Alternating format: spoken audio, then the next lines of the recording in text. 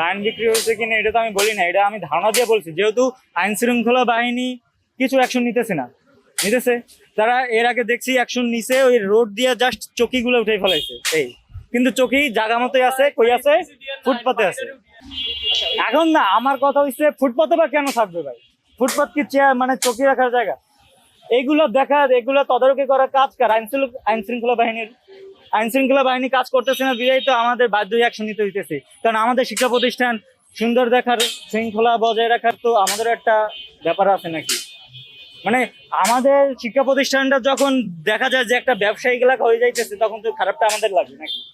কারণ আমরা তো এই জায়গায় অধ্যয়ন করতেছি, ক্যাম্পাসটা তো আমাদের।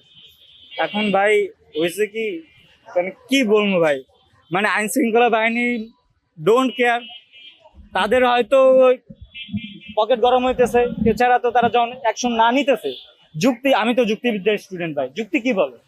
যখন আইন শৃঙ্খলা বাহিনী অ্যাকশন নেয় না, তারা সরাসরি হস্তক্ষেপ করে না, তার মানে তো কিন্তু আছে, কিন্তু কি অবশ্যই টাকা, এই আর কিছু বলতে চাইতেছি না। এটাই স্থায়ী সমাধান তো দিতেছে না কেউ, এতে আমরা এই উচ্ছেদ করতেছি, 2 দিন পর হয়তো আবার যেই সেই, বুঝেন না? এটা হবে, এটা আস্তে আস্তে হবে, সিনিয়ররা সবাই যাবো একসাথে, কি ওনারা কি করে ওনাদের কাছে যান। এটা চলমান থাকবে বলতে এটাতে আমাদের জিরো টলারেন্স জারি করা। Zero tolerance? হ্যাঁ, জিরো টলারেন্স। আমরা তো আজকে সব গাড়ি যেগুলো আছে, ফুটপাতের যেগুলো দোকানগুলো আছে, সবগুলো তো ক্যাম্পাসের মধ্যে নিয়েছি, আপনারা দেখেছেন।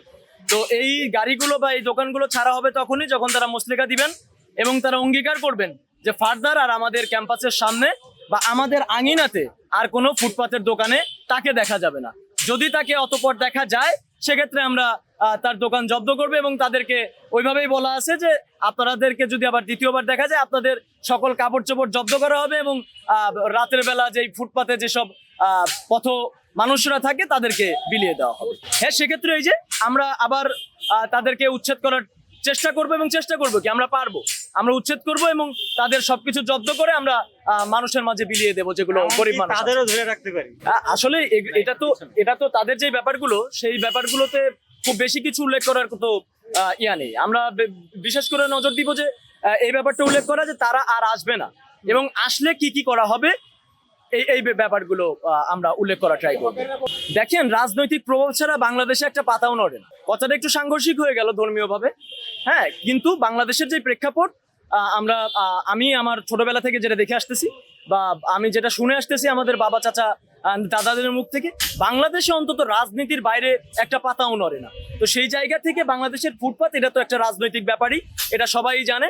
তো আমরা আশা করব যে এখানে রাজনৈতিক কোনো প্রেশার আসবে না আমাদের উপর, কেননা এটা জনস্বার্থে করা। আমরা চাই আমাদের আঙিনা পরিষ্কার থাকুক, আমরা চাই আমাদের এই ঢাকা শহরটা হোক ফুটপাত মুক্ত, ঢাকা শহরের এই রাস্তা দিয়ে আমাদের মা বোনেরা স্বাচ্ছন্দ্যে হেঁটে চলুক, আমরা স্বাচ্ছন্দ্যে হেঁটে চলি, এই ঢাকার বুকে জ্যাম না থাকুক।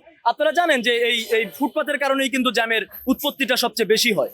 তো এই দিকটা বিবেচনা করেই আসলে আজকের এই কর্মসূচি, এবং রাজনীতি তো এখানে থাকবে, এটা